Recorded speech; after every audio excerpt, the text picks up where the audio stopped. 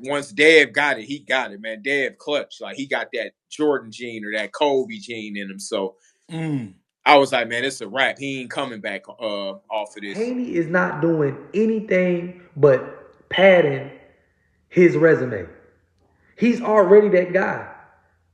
Haney is already that guy. Gervonta doesn't have a quarter of the accolades that Devin Haney has. So, like I said, when you're the best, you're going to be met with the most resistance. You'll be met with the most resistance. When Floyd was fighting, he was never the best. He was never the best because it was always somebody who could beat him. It was always somebody who was better. And what do they say now? He was the best. You know, and I want y'all to understand that when you want to compare Devin Haney to like a Carmelo Anthony, a Charles Barkley, you know, Allen Iverson, those guys never made it to the mountaintop of their sport.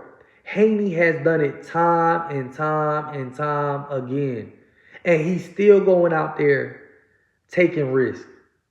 These other fighters are not going out there taking risks.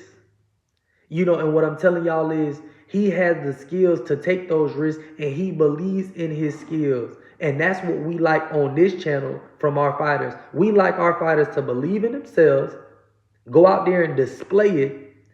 And we like those guys to continue reaching for the stars.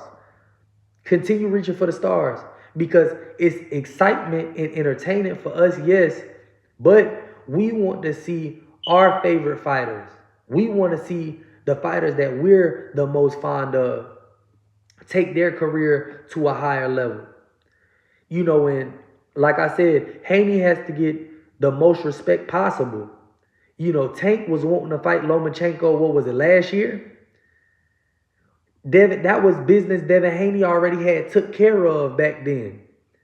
You know, and like I said before, a lot of people have iffy bouts. You know, the only person perfect is God. You know, even Floyd has a knockdown on his record. You know, you can't be God in a boxing ring. Nobody perfect. You know, with the slate that Haney was given, he was able to maximize and turn this into accolades that a lot of fighters couldn't even dream to have. Ryan Garcia now has his third chance to get a belt. Fighters who deserve that opportunity don't get those type of opportunities, right? And what I'm telling y'all is it makes sense. You know, it makes sense for these guys to continue to downplay him. Couldn't imagine having the accolades that Devin Haney has.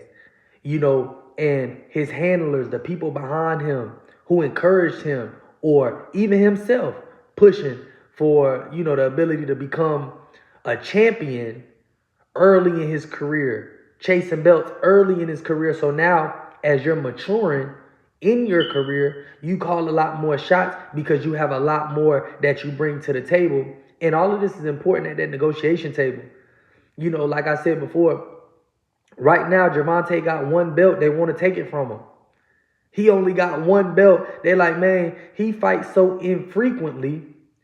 That little 3% don't even matter because we get a guy fighting 2-3 times a year. You know, we can make that back and then some change, but he's not reliable. What I'm telling y'all is Haney is reliable. Haney durable. You know, Haney's somebody that's striving for greatness in the sport. And, you know, like I said before, of course you're going to hate on the guy driving the Corvette when you don't got a Corvette. Obviously, you're going to hate on the guy who got a crib when you ain't got no crib. You know, and that's unfortunately the law of the land.